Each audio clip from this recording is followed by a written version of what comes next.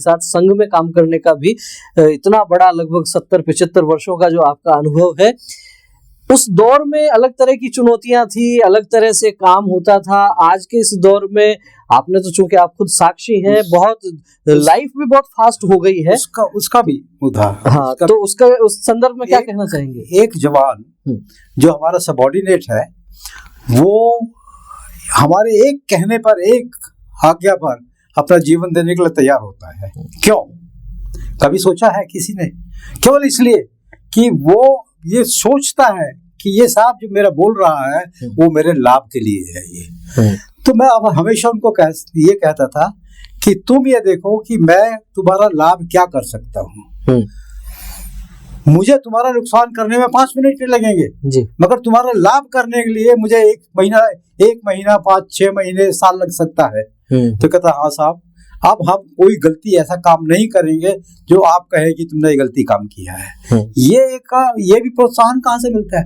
अपने अनुभव, जिस प्रकार का हमने अपना जीवन जिया है उसी अनुभव से मिलता है कि भाई अपने जवान से किस तरह ट्रीट करना है कि वो अपनी जीवन को जब वहां पर लगा देता है कि मेरे ऑफिसर ने मुझको हुक्म दिया है और मेरे गोली मार से मैं मर सकता हूँ जी। तो ये अनुभव संघ से उत्पन्न हुए सारे के सारे इस प्रकार से, और वही जाकर प्रसारित। कोई भी व्यक्ति कहीं भी काम करता है संघ का से, वो अपने क्षेत्र में, चाहे वो डॉक्टर हो, चाहे वो इंजीनियर हो, चाहे वो व्यापारी हो, कुछ भी हो, वो उस अनुभव को उस क्षेत्र में उपयोग करता है पूरा। रोल साहब, आपके साथ तो बात कई घंटों तक हो सकती है इस विषय पर, लेकिन समय की अपनी सीमा है। मैं चाहूंगा कि हमारे दर्शकों को, और खास तौर पर जो राष्ट्रीय स्वयंसेवक संघ से पिछले 1-1.5 दशक में जो लोग जुड़े हैं या नए जो युवा कार्यकर्ता जुड़ने वाले हैं, उनको क्या संदेश देना चाहेंगे संघ के इस शताब्दी वर्ष में? उनको शताब्दी वर्ष में मैं तो क्या संदेश देना चाहूंगा, परंतु उनको केवल इतना विचार करना है कि मेरी जो शिक्षा है या मेरा जो काम करने के लिए आगे भविष्य होगा, वो देश के लिए कैसे लाभकारी हो सकता है। केवल इतना सोचे विचार, और उसी तरह से अपना जीवन आगे चलाते रहे। वहां पर उसका कभी भी कोई हानि नहीं हो सकती। ये निश्चित है कि जो देश के लिए काम करेगा उसकी हानि कभी नहीं होगी। मेरा जो एक अनुभव हुआ है व्यक्तियों से संपर्क करने का, किस प्रकार से व्यक्ति यदि आपको देखकर मुस्कुराकर आगे बढ़ जाता है तो आप वापस लौटकर उस व्यक्ति को बुलाइए, उसको नमस्कार कीजिए, बातचीत कीजिए। वो देखिए कि आपके साथ कब तक चल सकेगा। सदैव चलेगा। जो है वो कहीं ना कहीं संभावना लगती है कि वो आपके तरफ आकर्षित है। और वास्तविकता क्या है कि हमारे हरेक के शरीर से कुछ किरणें निकलती है। यदि मेरी किरणें और आपकी किरणें वो मैच करती है तो हम मित्र बनेंगे, और वो किरणें नहीं काम देती तो नहीं मित्र बनेंगे।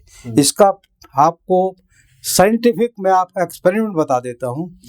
कई वर्षों पूर्व एक मद्रास से एक डॉक्टर साहब आए थे और उन्होंने कहा था कि मैं आपके शरीर को कौन सा शरीर का हिस्सा रोगी है वो बता सकता हूँ।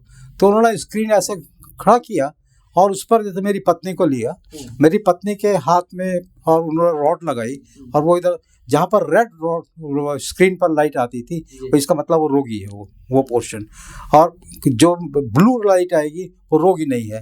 तो साइंटिफिक भी ये प्रूफ है कि आप जो है आपके शरीर से और मेरे शरीर से जो निकल रही है किरणें निकल रही है वो मैच करनी चाहिए, वो तुरंत आपको मिल जाएगी। इसी प्रकार से मेरे जीवन में भी एक अनुभव आया है कि मैं किसी एक रिश्तेदार को, मेरी भाभी की छोटी बहन थी, उनको मैं मेरे साथ ही, मतलब 1-2 वर्ष मेरे जूनियर थी वो, तो उनको शादी जब हो जाती है तो वो, मैं उस समय आर्मी में आ चुका था और वो उस समय मुझे ये पता चला कि वो अपना गर्भ है उनका।